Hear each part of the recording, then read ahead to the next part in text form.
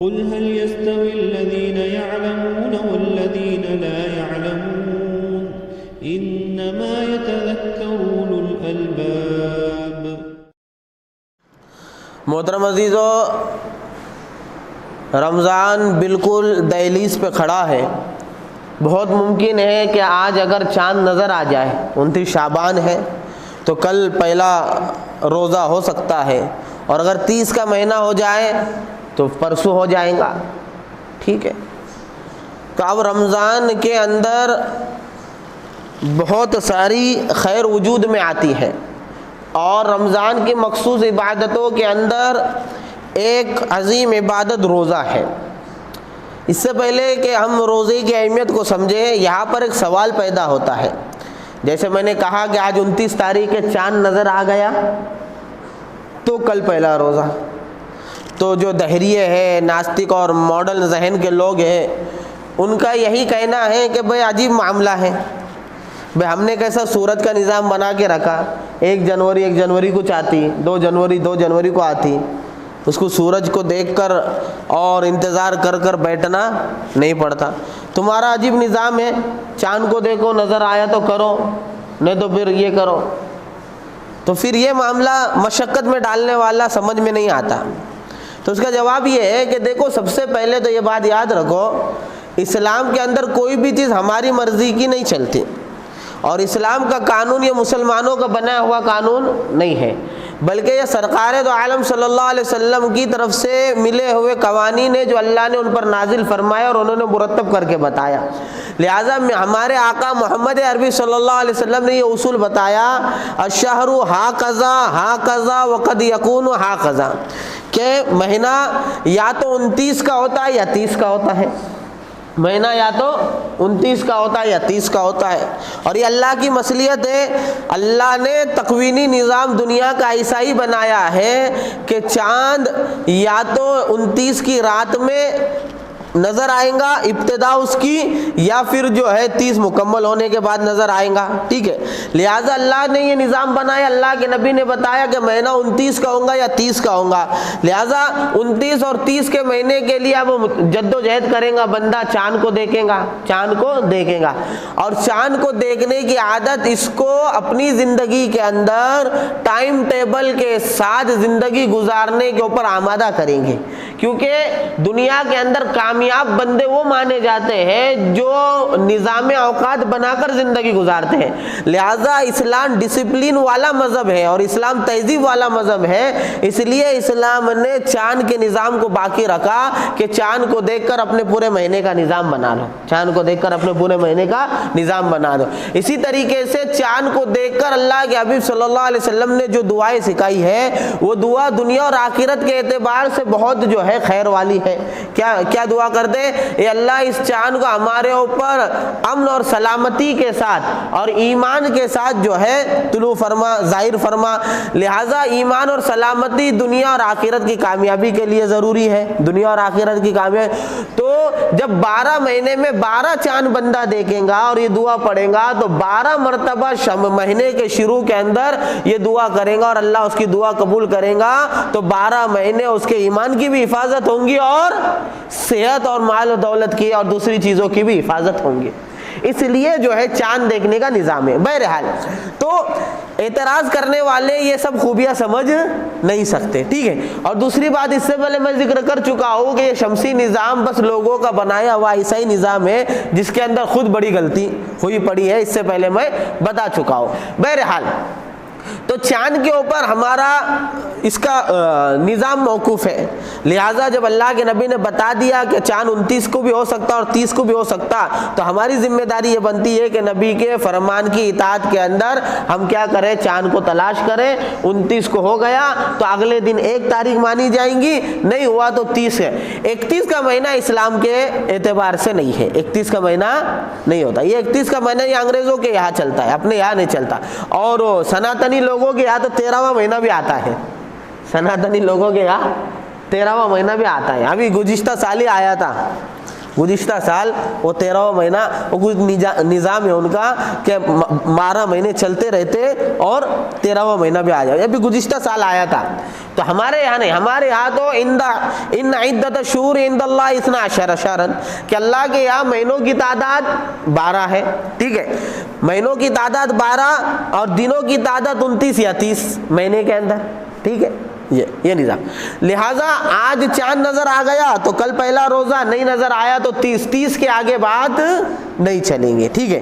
لہٰذا ہم چاند دیکھنے کا اہتمام کریں گے آج سنت نبوی کے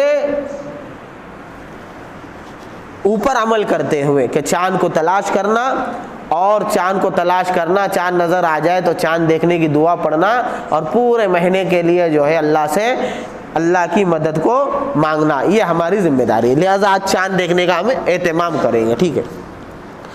اب چاند آ گیا، آج کگر، کل پہلا روزہ، تو اب شریعت میں روزے کا کیا درجہ ہے، یہ ایمان والوں کو معلوم ہونا ضروری ہے، اس لیے کہ انسان کی فطرت ہے کہ جس چیز کی قیمت کو بھلا دیتا ہے اس کو ضائع کرتا ہے، اور جس چیز کی قیمت کو جانتا ہے اس پر عمل کرتا ہے۔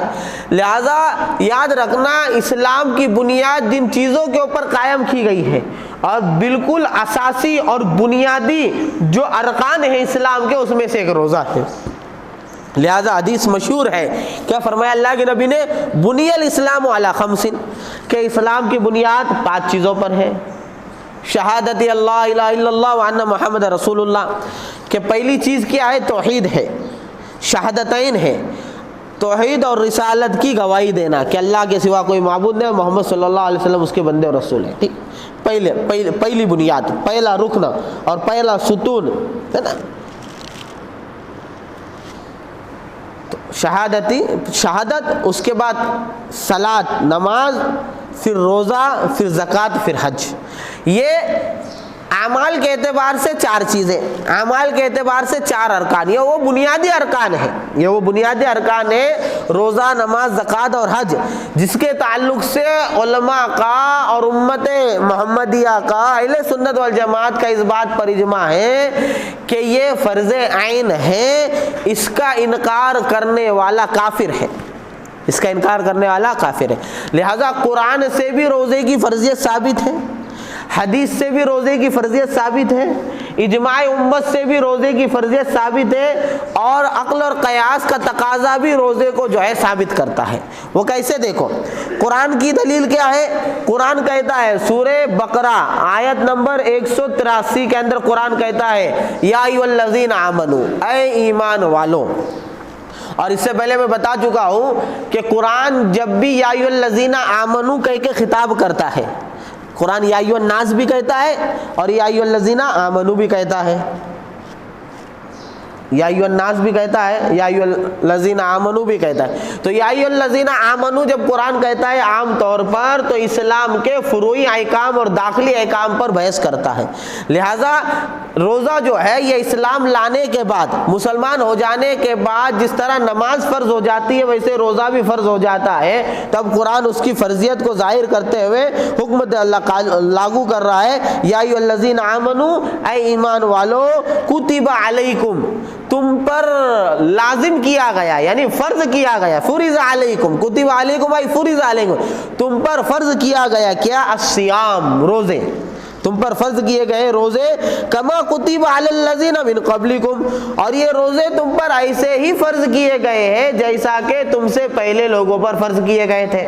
اب پہلے لوگوں سے کون مراد ہے، قرآن نے اس کی وضاحت نہیں کیا، قرآن نے اس کی وضاحت نہیں کیا، ٹھیک ہے، لیکن علماء کرام مفسرین نے لکھا ہے کہ اس سے مراد امم سابقہ ہے جن پر آسمان سے شریعت اتری، حضرت آدم علیہ السلام سے لے کر عیسیٰ علیہ السلام کی شریعت تک، اس میں بھی بہت سے امتوں کے اوپر جو ہے روزہ فرض تھا۔ ہاں البتہ کیفیت اس کی کیا تھی، کیا ہماری طرح 1 مہینے کے روزے فرض تھے یا نہیں تھے، اس کی وضاحت قرآن نے نہیں کی اور اس سے بحث بھی نہیں ہے۔ البتہ اتنی بات ضروری ہے کہ قرآن نے جب یہ کہہ دیا کہ تم سے پہلوں پر بھی فرض تھا، تم پر بھی فرض کیا گیا، تو ہمارے لیے یہ ماننا اور ایمان رکھنا ضروری ہے کہ قرآن سے روزے کی فرضیت ثابت ہے، اور یہ فرض عین ہے، فرض عین کسے کہتے ہیں؟ جو ہر فرد کے اوپر ادا کرنا لازم ہو جائے، ہر فرد کے اوپر ادا کرنا لازم ہو جائے۔ اب علماء کرام نے لکھا ہے کہ اللہ نے یہ جملہ کیوں کہا؟ کہہ دیتا علیکم بالصوم کتب علیکم الصیام، تم پر روزہ ہے رکھو، تم پر روزہ ہے رکھو۔ قرآن نے یہ جملہ کیوں بڑھا لیا؟ کما کتب علی الذین من قبلکم، ایسے ہی جیسے کہ تم سے پہلوں پر تھا۔ اور یاد رکھنا قرآن یہ کسی بندے کی کتاب نہیں ہے، یہ اللہ کی صفت کلام ہے، یہ اللہ کی ذات سے نکلا ہوا ہے۔ ایک روایت میں حدیث قدسی اللہ فرماتے ہیں تبرکوا بالقرآن فإنہ یخرج منی او کما قال، کہ تم قرآن سے برکتیں حاصل کرو اس لیے کہ قرآن مجھ سے نکلا ہوا ہے۔ اور ہمارا عقیدہ ہے کہ قرآن اللہ کی مخلوق نہیں، قرآن اللہ کی صفت ہے۔ تو یہ عظیم کتاب ہے، اس کا ایک حرف ایک نقطہ بھی بیکار کا نہیں ہے۔ تو جب اللہ نے یہ کہا ہے کما کتب علی الذین من قبلکم، کہ ایسے ہی روزے فرض کیے گئے جیسے تم سے پہلوں کے اوپر، تو اس میں ضرور حکمتیں ہوں گی۔ ایک حکمت اور ایک وجہ تو علماء کرام نے یہ لکھی ہے کہ اللہ اس سے بار امانت اور بار ذمہ داری کو ہلکا کرنا چاہتا ہے۔ کیا مطلب میں بتاتا ہوں۔ دوسرا، اللہ رب العزت تمام شریعتوں کی اصول کی وحدانیت کو بتانا چاہتا ہے۔ کیا مطلب؟ پہلی وجہ تو یہ لکھی ہے کہ اللہ رب العزت جو ہے اس کے ذریعے سے یہ ظاہر کرنا چاہتا ہے کہ تمام شریعتوں کے بنیادی اصول ہیں وہ ایک تھے۔ لہذا حضرت آدم علیہ السلام سے لے کر آخری نبی امام الانبیاء خاتم المرسلین محمد عربی صلی اللہ علیہ وسلم تک جتنے بھی انبیاء آئے، سب کے دین کی بنیادی اصول ایک تھے۔ ٹھیک ہے، شریعت کے اندر کچھ احکام کے اندر فرق تھا، کچھ احکام کی نوعیت میں فرق تھا، لیکن بنیادیں ایک تھی، توحید رسالت اور اعمال، توحید رسالت اور اعمال اور عبادتیں۔ اور انہی عبادتوں کے اندر ایک چیز کیا تھی؟ روزہ تھی۔ تو کما کتبہ کہہ کر جو ہے تمام جو ہے شریعتوں کی اور تمام نبیوں کی شریعتوں کی وحدانیت بتانا مقصود ہے کہ اصول سب کے برابر ہے، اصول سب کے برابر ہے۔ لہٰذا ہم کہتے ہیں نا، کیا کہتے ہیں کہ تمام نبیوں کی مشترکہ محنت کیا تھی؟ اللہ کے بندوں کو اللہ کی طرف بلانا، دعوت دینا۔ یہ بنیاد تھی توحید رسالت، ٹھیک ہے، اور احکام۔ ایک دوسری یہ ہو گئی وحدت بتانا۔ دوسری حکمت جو علماء اکرام نے لکھی ہے وہ بار ذمہ داری کو کم کرنا۔ کیا مطلب؟ کہ دیکھو انسان کی فطرت ہے، اور عربی میں کہاوت مشہور ہے اذا عمت البلایا خفت، کہ جب بیماریاں اور مصیبتیں عام ہو جاتی ہیں تو اس کا بوجھ انسان کے ذہنوں پر ہلکا ہو جاتا ہے۔ جیسے ایک بندے کو کورونا ہوا اور پولیس کی گاڑی آئی ایمبولنس لے کے، 4 پولیس کی گاڑی آگے 4 پولیس کی گاڑی پیچھے، ایمبولنس سائرن بجاتے ہوئے جب گلی سے داخل ہوئی، اور جس کو کورونا ہوا تھا اور پازیٹیو نکلا تھا اس کو اٹھانے کے لیے جب گاڑی آئی تو بیچارہ ڈر رہا تھا کہ میں نے کوئی ایسا گناہ تو نہیں کر لیا کہ پولیس ولیس سب اٹھانے کو آ رہی ہے اور میرے اندر کوئی بم تو فٹ نہیں ہو گیا اور مجھے کورونا ہو گیا، اب تو میں مر جاؤں گا۔ یہ مصیبت اس کے اوپر جو ہے اکیلے کے اوپر تھی تو بہت بھاری تھی، لیکن اس کو یہاں سے اٹھائے تو دل دھک دھک کر رہا تھا۔ پھر گاڑی میں بٹھائے تو اس نے گاڑی کے اندر دیکھا کہ جس طرح مجھے اٹھایا گیا ہے ایمبولنس میں، اسے 2 بندے اور بیٹھے ہیں۔ تو 2 بندے کو دیکھا تو تھوڑی تسلی ہو گئی اس کو کہ نہیں یار، اس زنجیر کا اور اس بیڑی کا قیدی میں اکیلا نہیں، اور بھی لوگ ہیں۔ پھر وہ گاڑی آگے چلی تو اس نے دیکھا کہ ان کی طرح ایمبولنس سے اور بھی بازو سے گزر رہی ہے، اس میں اور ہماری طرح 2-4 کرونا کے پیشنٹ ہیں۔ تو جب انہوں نے دوسری گاڑی میں دیکھا تو ان کو کیا ہو گیا؟ اور تسلی ہو گئی کہ بھائی ہم اکیلے، ہم 3 ہی جو ہے بیماری میں مبتلا نہیں ہیں، بلکہ اور بھی لوگ ہیں جو بیماری میں مبتلا ہے۔ تو اور جو ہے سہولت پیدا ہو گئی، تسلی مل گئی کہ بھائی اکیلے نہیں ڈوبے ہیں، اور بھی ڈوب رہے ہیں۔ اور جیسے ہی کوارنٹائن کی جگہ پر لے کر گئے، ہاسپٹل کے اندر لے کر گئے، تو وہاں ایک جمع غفیر نظر آیا جو پازیٹیو اور کورونا میں پڑا ہے۔ تو یہ جو بندہ جیسے وہاں سے اترا تو اس کی تسلی اور زیادہ بڑھ گئی، اور 2-4 دن وہاں رہنے کے بعد جب اس کا ذہن پورا خالی ہو گیا تو اب کورونا میں پازیٹیو پیشنٹ آپس میں کرکٹ کھیل رہے تھے، کبڈی کھیل رہے تھے، والی بال کھیل رہے تھے، آئی بات سن میں، گانا لگا کے ڈانس کر رہے تھے۔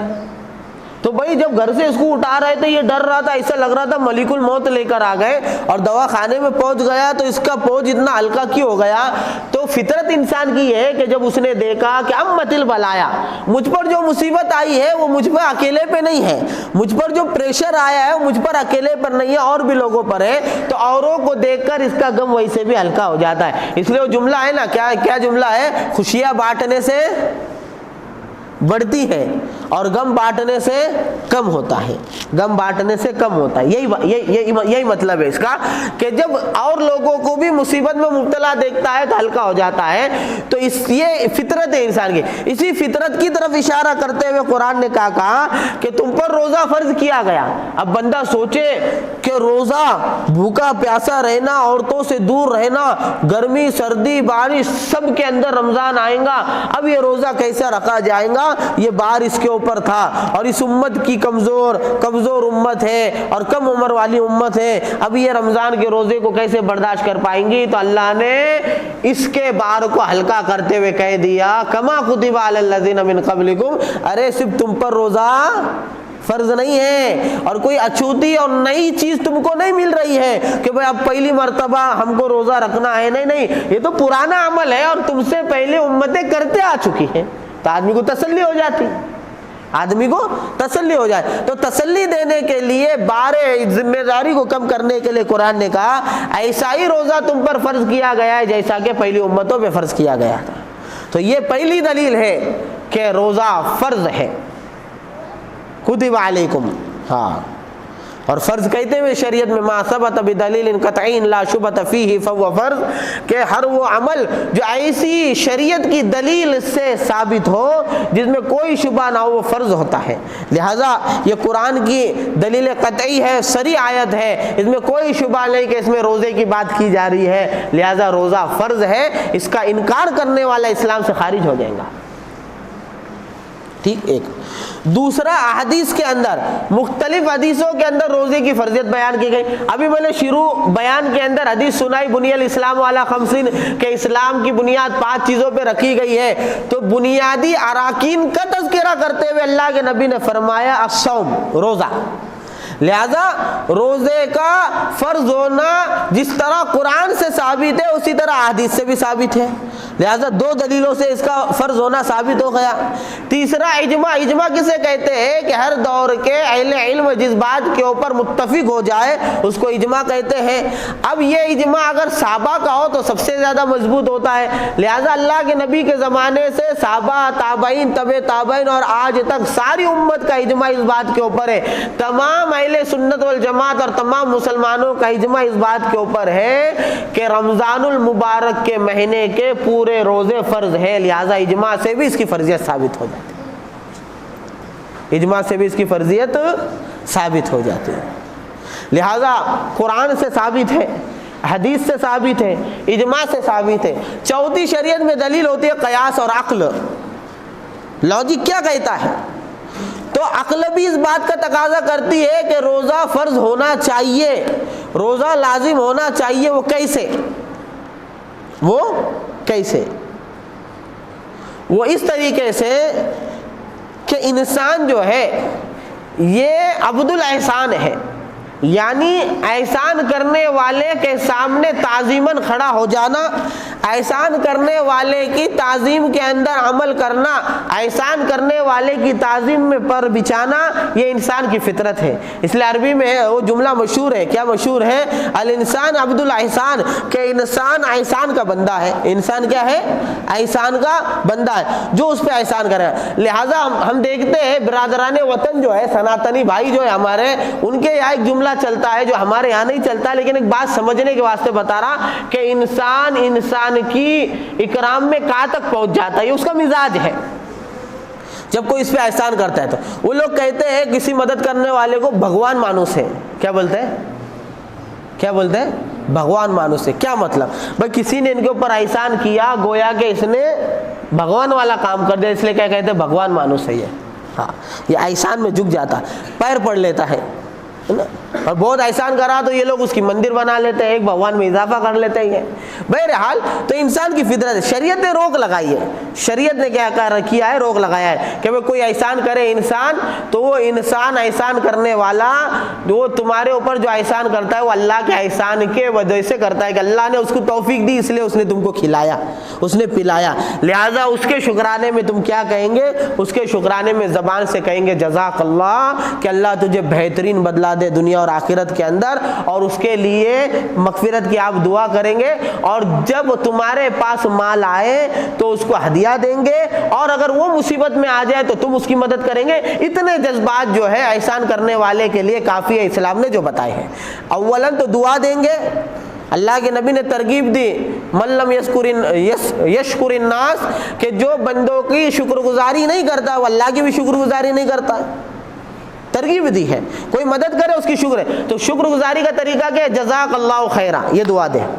دوسرا اس کو ہدیہ دے، غائبانہ اس کے لیے دعا کرے، غائبانہ اس کے لیے دعا کرے، اور یہ جذبہ رکھے کہ کل کو اگر اللہ نہ کرے یہ کسی مصیبت میں آ جائے اور میری ضرورت اس کو پڑ جائے جان مال کی تو میں اس کو مدد، اتنا جذبہ رکھ سکتے۔ پیر پڑنا، پیر چھونا اور بھگوان مانوس بولنا ہمارے یہاں جائز ہے نہیں۔ بہرحال میں یہ بات بتا رہا تھا کہ انسان کی فطرت کے اندر ہے کیا ہے کہ احسان کرنے والے کے سامنے تعظیم سے کھڑا ہو جاتا ہے، جھک جاتا ہے۔ تو جب بندے کو اس بات کا علم ہوتا ہے ایمان لانے کے بعد کہ حقیقی محسن تو اللہ رب العزت ہے، اگر اللہ وجود نہ دیتا، اللہ پیدا نہ کرتا تو میری انجینئرنگ، میری ڈاکٹری، میری عالمیت، میرا مفتی ہونا، میرا مالدار ہونا، میرا امیر ہونا، میرا غریب ہونا یہ کوئی معنی نہیں تھا۔ میرا وجود ہے تو یہ ساری چیزیں ہیں، میرا وجود ہے تو یہ سارے۔ آج اگر مجھے جو ہے مالدار کی حیثیت سے دیکھا جاتا ہے، لیڈر اور بادشاہ کی حیثیت سے دیکھا جاتا ہے، اور بڑے جو ہے صاحب سخاوت کے حسکے اور عقل والے کی حیثیت سے دیکھا جاتا ہے، تو یہ ساری باتیں کب ہے، اللہ نے پیدا کیا تب نا۔ هل أتى على الإنسان حين من الدهر لم يكن شيئا مذكورا، کہ انسان پہ ایک دور وہ بھی آیا کہ قابل تذکرہ کوئی چیز نہیں تھی۔ بھائی ایک انسان کے 4 بیٹے ہیں، 5ویں کا ذکر ہے ابھی نہیں، کیونکہ ہے نہیں تو ذکر بھی نہیں۔ تو اللہ وجود نہیں دیتا تو میں کیا، اور کون مجھے پہچانتا بھی نہیں، میری کوئی حیثیت بھی نہیں۔ تو اللہ وجود دینے والا محسن حقیقی اللہ ہے، لہٰذا اللہ رب العزت کے سامنے احسان کے تلے دب کر اللہ کی تعظیم میں کھڑا ہو جانا، اور ہر وہ عمل کرنا جو اللہ رب العزت کو پسند ہے وہ انسان کے ذمے لاگو ہو جاتا ہے، محبت کے تقاضے سے بھی، عقل کے تقاضے سے بھی۔ لہٰذا اللہ کو یہ پسند ہے کہ بندہ سجدے میں سر جھکائے، اور اللہ کو یہ پسند ہے کہ بندہ اللہ کے لیے اپنے کھانے پینے کے نظام کو روک کر اللہ کے نظام پر لائے۔ دوسری بات یہ ہے کہ اللہ نے انسان کا جسم کیا بنا، یہ میں عقلی اعتبار سے بتا رہا ہوں کہ روزہ کیسے ثابت ہوتا ہے، ضروری کیا ہے، احسان کے تقاضے کے تحت ضروری ہے، ٹھیک ہے۔ دوسری بات، اللہ رب العزت نے انسان کا جسم ایسا بنایا ہے کہ اس میں ہر چیز اعتدال میں رہتی ہے، تو یہ صحت مند رہتا ہے۔ انسان کیا ہے، 4-5 مادوں سے بنی ہوئی چیز ہے، صفرا صغرا ہے نا، وہ ساری چیزیں ہیں، بلغم ہے نا، یہ چیزیں حکیمی زبان ہے، یا یوں کہہ دو اس کو اور آسان کر کے، انسان کے اندر کیا ہے، گوشت ہے، چربی ہے، خون ہے، سانس یعنی ہوا ہے، پانی ہے، ٹھیک ہے، پانی، اور ایک بڑا حصہ انسان کے جسم کا پانی ہے، پورے گوشت میں پانی، چربی میں پانی، ہڈیوں میں پانی، سب یہ ساری چیزیں ہیں انسان کی بنیادی چیزیں، ٹھیک ہے۔ یہ سب جب اعتدال میں رہتے ہیں، اعتدال میں مطلب میانہ روی کے ساتھ، جتنا ہونا چاہیے اتنا۔ میں مثال دوں، یہ کرسی ہے، یہ کرسی کے اوپر بس 100 کلو تک کا آدمی بیٹھ سکتا ہے، 110 کلو کا بیٹھے گا تو کرسی جواب دینے لگیں گے، تو 100 کلو کا 80 کلو کا آدمی بیٹھنا یہ کیا ہو گئی، اعتدال والی بات ہو گئی۔ اس سے زیادہ ہو گیا تو وہ کرسی جواب دینے لگیں گے۔ اعتدال کا مطلب درمیانہ روی میں رہنا، دوسرے الفاظ میں جو چیز جتنی چاہیے اتنا ہونا۔ تو یہ خون، پانی، ہوا جو جسم کے اندر ہے، گوشت، چربی، یہ سب کا اعتدال میں رہنا یہ ضروری ہے، اسی کا نام صحت ہے۔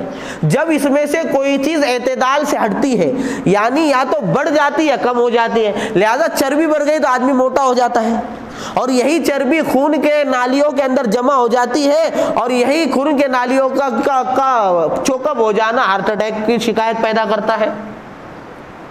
آئی وسن میں ہارٹ اٹیک. یہی چیز اگر کم ہو گئی, خون کی ایک مقدار ضروری ہو, خون کم ہو گیا تو آدمی سفید پڑنے لگتا ہے, چکر آنے لگتی ہے, ہاتھ میں وہ جو ہم کہتے ہیں نا مونگی آنا, چنچناہٹ شروع ہو جاتی ہے, یہ خون کی کمی سے ہوتا ہے.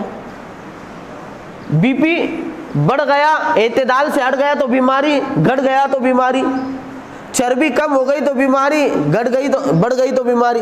تو یہ جو اعتدال جو ہے, اعتدال یہ ضروری ہے. یہ کیا ہے, جسم کے اندر ضروری ہے. اسی کا نام صحت ہے. اسی کا نام کیا ہے, صحت ہے. لہذا ہماری اور آپ کی عادت یہ ہے کہ ہم صحت کا خیال کرتے کیے بغیر یا حالات کے پیش نظر ایسی غذائیں کھاتے رہتے ہیں جس کی وجہ سے ایک بڑی مقدار کے اندر ایسے مادے اور ایسے جراثیم ہمارے جسم کے اندر پیدا ہو جاتے ہیں جو انسان کے جسم کے لیے ہانیکارک اور نقصان دہ ہوتے ہیں. لہذا ایسوں کی صفائی کے لیے رمضان کے جیسا روزے والا عمل یہ بہت ضروری ہے کہ انسان کے جسم کا نظام ایسا ہے کہ اس کے معدے میں جو کھانا پہنچتا ہے, جو غذا پہنچتی ہے, تو بھوک کی صفت جو اندر کا اس کا سافٹ ویئر ہے, وہ بھوک کی صفت جب عروج میں آتی ہے تو پیٹ کے اندر کے کھانے کو وہ ہضم کراتی ہے. کیا کراتے, ہضم. اور اس کو پھر جو ہے رس بنا کر اس کا جو ہے کامیاب مادہ اور رس جو ہوتا ہے اس کو خون بناتا ہے اور دوسرے کو فضلہ بنا کر بیت الخلاء کے راستے سے اور پیشاب کے راستے سے نکالتا ہے. یہ نظام پیٹ کا چلتا ہے. اب جب بندہ بھوکا رہتا ہے تو کیا ہوتا ہے کہ سب سے پہلے یہ بھوک کھانا تلاش کرتی ہے, اور جب کھانا پانی پیٹ میں نہیں ہوتا ہے تو جسم کے اندر جو ایکسٹرا چیزیں ہوتی ہیں, جو چربی ایکسٹرا ہے, گوشت ایکسٹرا ہے, پانی ایکسٹرا ہے, اس سے اپنا کام کرنے لگتی ہے. نتیجہ یہ ہوتا ہے کہ رمضان مہینے کے روزے رکھنے کی وجہ سے وہ ایکسٹرا چربی, ایکسٹرا خون اور ایکسٹرا جو جراثیم ہوتے ہیں وہ ساری چیزیں جو ہے آہستہ آہستہ ختم ہوتی ہے, اور رمضان کا کیا مہینہ پورا ہونے تک آدمی کے اندر کی ایک بڑی مقدار جو اس کی صحت کے لیے مضر تھی ختم ہو جاتی ہے. لہذا سائنسداں کا بھی اس بات کے اوپر جو ہے تحقیق ہے کہ بھئی یہ جو ہے نا فاسٹ رکھنا, روزہ رکھنا یعنی بھوکا رکھنا. اس لیے میں آپ کو ابھی بتاؤں کہ یہ جو دور ہے نا یہ عجیب دور ہے. پہلے لوگ سائیکل چلاتے تھے تو صحت مند رہتے تھے.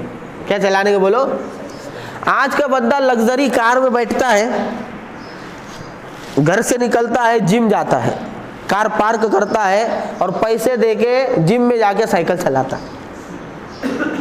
جم میں جا کے سائیکل چلاتا ہے. ٹھیک ہے, پہلے ہماری ماں بہنیں وہ کپڑا دھوتی تھی, وہ دوپٹنی لے کے اٹھا کے مار, کپڑے اٹھا کے مار, ٹھیک ہے, اس کو رگڑ رگڑ کے دو, تو پورے جسم کی ورزش ہوتی تھی. اب مشین کے اندر کپڑے دھوتی ہے اور جب یہ ہو جاتا ہے تو جم میں جا کے یوں یوں یوں یوں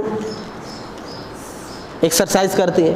یہ الٹا زمانہ چل رہا. کیسا زمانہ چل رہا بولا, الٹا زمانہ چل رہا ہے. لہذا آج کے زمانے میں جو ہیلتھ کے اوپر توجہ دینے والے لوگ ہیں اور ہیلتھ کے اوپر جو ہے دھیان دینے والے لوگ ہیں وہ ڈائٹ کرتے ہیں. ڈائٹ کا مطلب یہ ہے کہ ایسی خوراک لی جائے جس کی جسم کو ضرورت ہو, پروٹین جسے کہتے ہیں, ہے نا, ایسی خوراک لی جائے جس کی جسم کو ضرورت ہو تو وہ ڈائٹ کرتے ہیں. تو ڈائٹ کے اندر بھوکا رہنا ایک بڑا حصہ ہے. لہذا کئی بندے ہیں وہ 6 گھنٹے میں کھاتے پیتے, بقیہ 18 گھنٹے 12 گھنٹے 13 گھنٹے اپنے اپنے ڈائٹ کے حساب سے بھوکے رہتے ہیں, اپنے اپنے ڈائٹ کے حساب سے بھوکے رہتے. تو آج کے دور کے اندر بھی جب جسم کی صحت کے اوپر بہت ساری بحثیں ہونے لگی, بہت ساری مشینریاں آ گئی اور بہت سارے جو ہے طبی لائن کے فنون جو ہے صحت کے ارد گرد گھومنے لگے, ایسے زمانے کے اندر بھی بھوکا رہنا یہ بڑا عظیم ڈائٹ مانا جا رہا ہے آج کے زمانے میں. لہذا اللہ رب العزت نے یہ جو نظام قائم کیا ہے اس کو اگر صحیح طور پر ادا کر دیا جائے کئی بیماری سے حفاظت ہو جاتی ہے, آدمی کو پتہ بھی نہیں چلتا. میں ہمارے ایک بھائی کے ساتھ کورونا کے زمانے میں ہاسپٹل میں تھا, دواخانے میں, بالکل آخری سٹیج کے اوپر.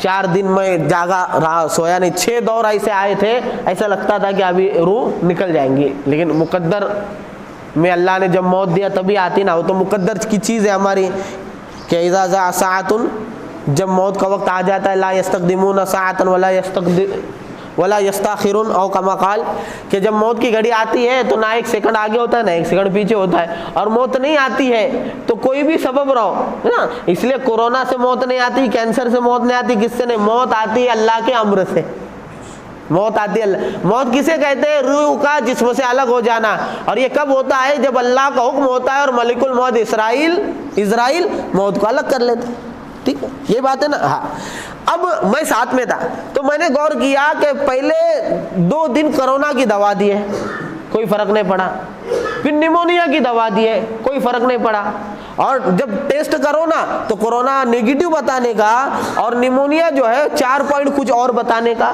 ٹھیک ہے، 4 پوائنٹ کچھ اور بتانے کا۔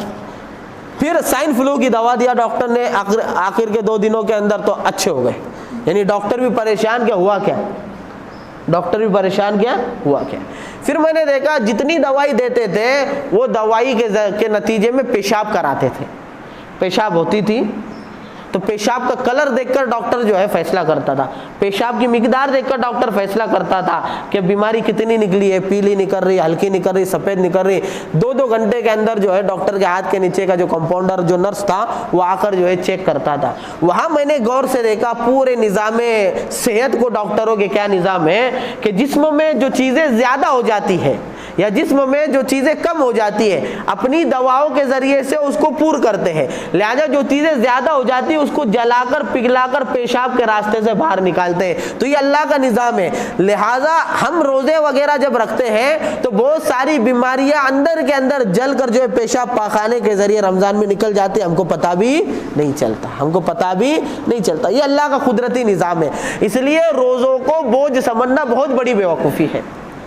مجھے بڑا تعجب ہوتا ان لوگوں پہ جو بیماری کا بہانہ کر کے روزہ نہیں رکھتے، یعنی علاج جس چیز کے اندر ہے، علاج جس چیز کے اندر ہے اسی سے بھاگ رہا آدمی، علاج جس چیز کے اندر ہے اسی سے بھاگ رہا۔ روزہ علاج ہے، علماء نے مستقل اس کے اوپر کام کیا ہے کہ طبی فائدے روزہ رکھنے سے کتنے ہوتے ہیں۔ وہ رطوبات جل جاتی جسم کی، زائد چیزیں جل جاتی ہیں، اور انسان کے اندر جب سارے مادے اعتدال کے ساتھ آتے ہیں تو چستی پیدا ہوتی ہے، سستی کم ہوتی ہے۔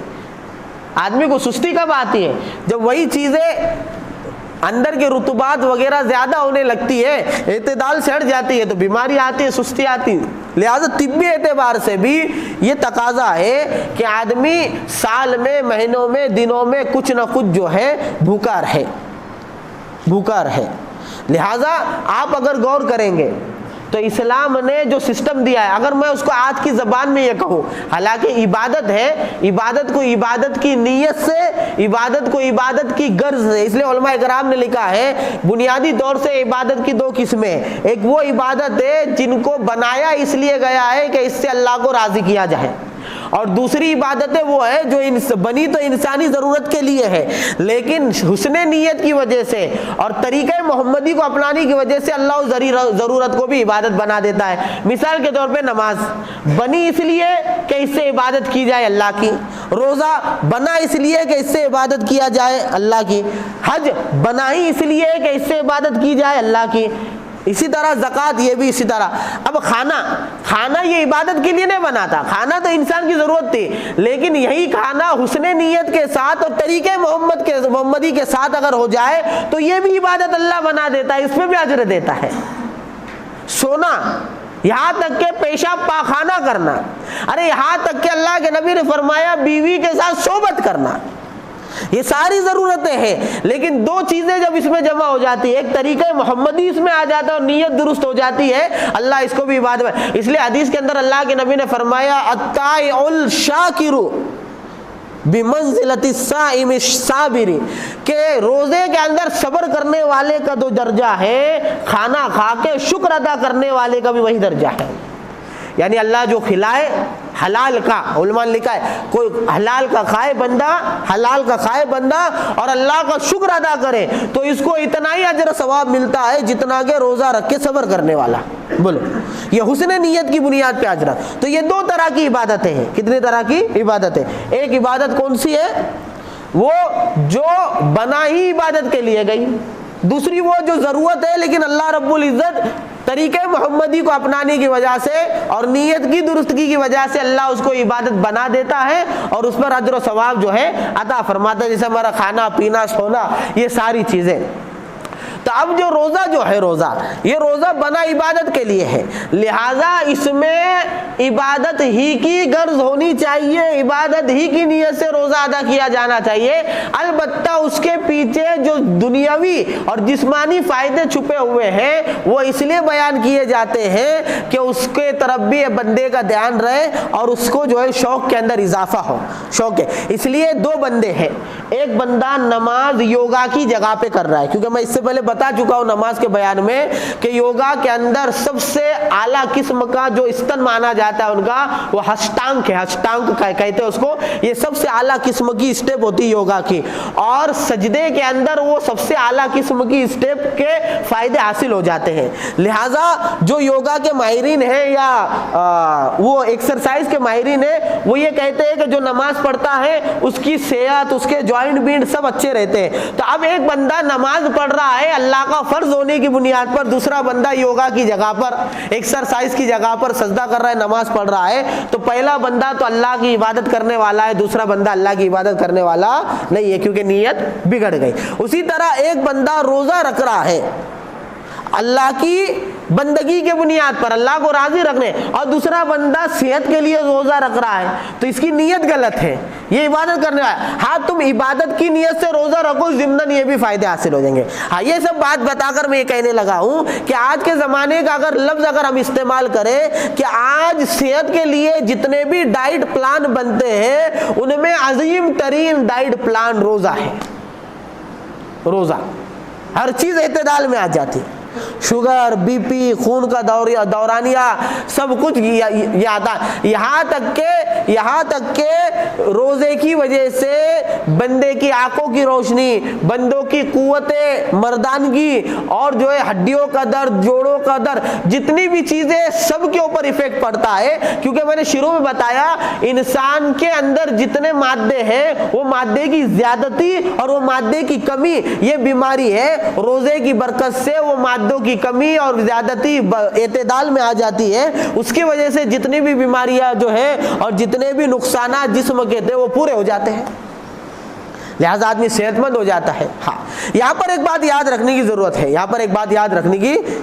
ہے، میں نے پانی پیا، پیاس بجھی، میں نے پانی اتنا پیا کہ پیاس بجھنے کے بعد بھی بھرتا رہا تو اب پیٹ دکھی ہوں گی، کیا ہوں گی؟ میں نے عطر لگایا تو خوشبو آئی، میں عطر کی باٹلی میں نہا لیا تو ابھی سرد کا درد بولو نا اڑ جائے گا، بھائی برابر ہے نا۔ میں نے جانور کو باندھا، 2 گاٹ دے دی تو جانور بندھا بھی رہا، سکون سے رہا، میں نے جانور کو باندھا 100 رسیوں سے، جانور دب کے مر گیا۔ تو ہر چیز اعتدال میں، ویسا روزے کے اندر روزے کے یہ ظاہری فائدے اٹھانے کے لیے روزے میں سحری کے کھانے کی مقدار اور افطار کی مقدار بھی اعتدال میں رکھنا پڑتی ہے، نہیں تو سحری میں اتنا کھایا کہ ظہر تک کھٹی ڈکارے، ابھی بیچارہ معدہ خالی ہوا تھا، عصر مغرب کے بیچ میں چلا گیا چوک کے اندر، پھر 17 قسم کے کباب، پھر چکن چلی، میاں بھائی چلی، فش چلی، گرین چلی، یلو چلی، پیلی چلی، سب گلی آئٹم لے کر آیا جو بھرا، پھر یہ جو کھٹی ڈکار چلی تو رات کو 3 بجے تک، 3 بجے ایسیڈک گولی کھایا، پھر 4 بجے اٹھا، پھر سحری بھرا، پھر زور تک ہو۔ تو ایسا کرنے والوں کا بھائی رمضان کے پہلے سے زیادہ تو اب تو بڑھ رہا ہے پیٹ میں، ایسے کو کیسے فائدہ ہوگا، ایسی کی صحت کیسے بنی؟ نہیں، اس لیے اللہ والوں کی زندگیاں پڑھنی چاہیے، افطار میں کھاتے کتنا ہے۔ اس لیے گزشتہ جمعہ میں نے بڑے زور دے کر ایک بات کہی تھی، افطار میں اور سحر میں حلال روزی کا انتظام ضروری ہے۔ آج کے جمعہ کے اندر کھانے کے لائن سے دوسرا مسئلہ یہ سمجھو، حلال میں اعتدال ضروری ہے، حلال میں اعتدال ضروری ہے، اتنا کھائے جتنا برداشت ہو، اتنا بھی کم نہ کھائے کہ بھوک سے ایسی حالت 12 بجے کہ اگر اس کے حلق میں لقمہ نہ اتارا گیا تو سانس ٹوٹ جائیں گے، اتنا بھی کم نہ کھائے، اور اتنا بھی نہ کھائے کہ جو کھٹی ڈکارے چلے۔ اپنے آپ کو جو ہے نا کیا بنائے، اپنے آپ کو عادی بنائے کھانے کا، عادی بنائے کھانے کا کہ میں 2 روٹی میری طاقت ہے 2 روٹی پہ رہ سکتا, 2 روٹی کھائے, 1.5 روٹی کھائے, دودھ کیلا جو بھی کھاتے آپ وہ کھائے اتنا. افطار کے اندر بھی اتنا. افطار کے اندر فروٹ کو ترجیح دے, ہم فروٹ کو ترجیح دے. افطار کے اندر تلے تلے آئٹم کے بجائے فروٹ کو ترجیح دے. سحری کے اندر دودھ اور گھی شہد یا ایسے جو مقوی چیزیں ہیں اس کی مقدار ایک پیٹ بھرنے تک کھائے. اس سے کیا ہوگا, جو زائد چیزیں ہیں جو پیٹ کو جس کی ضرورت نہیں ہے وہ نہیں لگیں گی, تو رمضان کے بعد صحت مند ہو کر نکلے گا, صحت مند ہو کر نکلے گا. ورنہ رمضان کے عید کے دن آیا پیٹ ڈکاتے, کیا مولانا تم نے بولے تھے روزے رکھو تو شکر کم ہو جائیں گی, شکر تو 400 پہ چلے گئی. رمضان مہینہ نکالے تو 3 پودے تو شکر تو نے شربت میں پی گیا. 3 پودے آلو رس گلے الگ کھایا اور مال پوئے میں ملائی لگا کے 1 پودا اور شکر کھایا, تو کم کا ہوں گی بھائی, تو نے تو 4 سال کی شکر ایک ساتھ کھا دیا. ایسا اس لیے ہر چیز اعتدال میں, اس لیے روزہ رکھنا ہے, کسی حال میں چھوڑنا نہیں. دیکھو روزہ, ہاں جو پچھلے جمعہ میں بھی کہا, جو بہت زیادہ بیمار ہے وہ آ کے مسئلہ معلوم کرے. وہ کیا کرے, آ کے مسئلہ معلوم کرے, رمضان کو ضائع مت ہونے دے. یہ تو باتیں ہو گئی رمضان کے تعلق سے. رمضان فرض عین ہے, اس کا انکار کرنے والا کافر ہے اور بلا وجہ چھوڑنے والا فاسق اور فاجر ہے. فاسق اور فاجر. اگلے جمعہ کے اندر رمضان کے یہ روزے کے مسائل آئیں گے. آخری بات یہاں پر سن لو, اللہ رب العزت نے روزوں کو رمضان میں فرض کیوں کیا, اتنی ایک بات سمجھ لو, روزوں کو رمضان میں فرض کیوں کیا. ٹھیک, رمضان میں روزوں کو فرض کرنے کی کیا حکمت ہے, یہ تو اللہ کے علم میں ہے. البتہ علماء اکرام کے اوپر جو اللہ نے یہ حکمتیں کھولی ہیں اس میں سے چند باتیں یہ ہے کہ پہلی حکمت تو یہ ہے کہ رمضان کی گھڑیاں جو ہے اور رمضان کی ساعت اور جو ٹائم ہے وہ جتنا قیمتی ہے پورے سال میں اتنا قیمتی ٹائم ہے نہیں. نمبر 1 کہ قرآن جیسی کتاب ہدایت رمضان میں نازل ہوئی اور تمام آسمانی کتابیں رمضان میں نازل ہوئے, تو سب سے قیمتی چیز قیمتی ٹائم میں نازل ہونے والا ہے, تو اسی قیمتی ٹائم کے اندر قیمتی عبادت روزے کو رکھ دیا گیا. دوسری بات علماء نے لکھی ہے کہ رمضان کے ساعت کی قدر اور جو ویلیو ہے, یعنی مثال کے طور پہ بھائی ایک کاٹن کا کپڑا 20 روپے میٹر کا ہے, دوسرا 110 روپے میٹر کا ہے, تو 110 والا بھائی قیمتی کپڑا ہے نا, تو اسی طریقے سے اعمال کے بھاؤ کا اور جو ریٹ لگتا ہے وہ رمضان کے اندر 70 گنا لگتا ہے. تو قیمت کے اعتبار سے بھی رمضان کی ساعت اور رمضان کی گھڑی بہت زیادہ قیمتی ہے. یہ تو اللہ نے احسان فرمایا کہ روزے کا ثواب بھی اس کا 70 گنا بڑھ جائے, اس لیے اللہ رب العزت نے کیا کیا, روزے کو رمضان کے اندر فرض کیا. روزے کو رمضان کے اندر کیا ہے, فرض کیا. لہٰذا پورے ٹائم کے اندر سب سے قیمتی وقت اور قیمت لگنے کے اعتبار سے سب سے قیمتی بازار اگر کہہ لیا جائے اور سب سے قیمتی سیزن اگر کہہ لیا جائے تو رمضان کا مہینہ ہے. اس لیے اللہ رب العزت نے روزوں کو رمضان کے ساتھ خاص کر لیا. اب اتنی خوبیاں ہونے کے باوجود اگر کوئی بندہ روزہ نہیں رکھتا کیونکہ میرا کام ہارڈ ہے, میرا کام مشکل ہے اور میرے کو شکر ہے اور میرے کو پھگر ہے اور میرے کو یہ ہوتا اور میرے کو وہ ہوتا, تو ایسے بندے سے بڑا محروم قسمت کون ہو سکتا ہے. اس لیے اپنے آپ کو تیار کرے, اپنی تشکیل کرے اور کسی بھی حال کے اندر روزہ نہ چھوٹے, کسی بھی حال کے اندر روزہ نہ چھوٹے. یعنی فرض آدمی ادا نہیں کرتا اور پھر حالات آئے تو وہ تو ویسا معاملہ ہو گیا نا, یہ سارا مسئلہ عید کے اوپر ہو گیا. بھائی بیچارے کی بہت برے حالات تھے, بولے کیوں, عید کو کپڑے نہیں ہیں اس کے, ارے اس نے ایک روزہ نہیں رکھا, وہ حالت تو نہیں دیکھ رہا. ایک بندے کا عید میں کپڑے نہ بنانا اور ایک بندے کا رمضان میں ایک روزہ چھوڑ دینا, دونوں میں نقصان سب سے بڑا قسم ہے روزہ چھوڑنے کا. اگر زندگی بھر عید کو نئے کپڑے نہیں ملے اس کا نقصان چھوٹا ہے, اور کسی رمضان کا ایک فرض روزے کا چھوٹ جانا اس کا نقصان بڑا ہے. کیوں, میں نہیں کہہ رہا, سرکار دو عالم صلی اللہ علیہ وسلم کی روایت حضرت ابو ہریرہ رضی اللہ عنہ فرماتے ہیں, اگر کسی بندے نے بلا عذر و بلا مرض, کسی مرض اور جو ہے عذر شرعی کے بغیر جان بوجھ کر ایک فرض روزہ چھوڑ دیا اور رمضان کے بعد اس کو افسوس ہوا کہ میں نے تو روزہ چھوڑ دیا, اب اس کے روزے کو پورا کرنے کے لیے پورے سال کے روزے رکھا, تب بھی رمضان کے روزے کی برابری نہیں کر سکتا. تو بتاؤ. اس لیے سب ارادہ کرتے, سب ارادہ انشاءاللہ سب روزے رکھیں گے. اپنے گھر کے اندر جتنے بالغ لوگ ہیں سب کو روزہ رکھائیں گے. ایک آخری مسئلہ, وقت ہو گیا, ایک آخری مسئلہ. بھائی امتحان آ رہے, امتحان کوئی شرعی عذر ہے نہیں, بالغ بچے ہیں, امتحان دیں گے اپنی جگہ پر, لیکن روزہ چھوڑ کر امتحان نہیں دیں گے. ہاں امتحان آگے پیچھے ہو گیا چلیں گا, روزہ آگے پیچھے نہیں ہونا. بہت سے لوگ جمعہ کی نماز آگے پیچھے کر رہے, بولے 10ویں کے پیپر ہے. ارے یہاں اجتماعیت بتا رہے, سب مل کے دو نا درخواست. بھائی ہمارے روزے کا مسئلہ ہے پیپر کا ٹائم فجر کے بعد رکھو, جمعہ کا مسئلہ ہے پیپر کا ٹائم شام کو رکھو, صبح رکھو. سارے مسلمان نے اگر درخواست دی ہے تو کالج کو کرنا ہے وہ, لیکن نہیں, وہ نچا رہے, ہم ناچ رہے. تھوڑا دن وہ آئیں گا کہ نماز چھوڑ کے روزے رکھوائیں گے, نماز چھوڑ کے پیپر دلوائیں گے. وہ ابھی میرے کو پیچھے خبر ملی کہ ایک مسجد کو رائے دیے کہ بھائی جمعہ کی نماز لیٹ کر دو, تو 10-12 بچوں کی جمعہ کی وجہ سے یا 20-25 بچوں کی پورے جمعہ کے نظام کو ہلا دینا, یہ کیا ہے؟ دیکھو ہر چیز کا جائز ہونا کافی نہیں ہوتا. ارے تم دیکھو نا نسلوں کے اندر کس بات کی اہمیت جاری, 10ویں کے پیپر کی اہمیت گئی کہ جمعہ کی فرضیت کی اہمیت گئی. ظاہر سی بات ہے وہ بچہ جس کے 10ویں کے پیپر کے لیے تم نے جمعہ کے نظام کو ہلا دیے, اس کے ذہن میں تو بیٹھ گیا جمعہ 2nd نمبر پر اور پیپر 1st نمبر پر. یہ تو تربیت ہے ہماری. اس لیے روزہ چھوڑا نہیں جائے گا, پیپر وغیرہ کی وجہ سے, ٹیوشن وغیرہ کی وجہ سے روزہ کسی حال میں چھوڑا نہیں جائے گا. اگر چھوڑتا ہے تو گنہگار ہوگا. اللہ رب العزت کہنے سننے زیادہ عمل کی توفیق عطا فرمائے.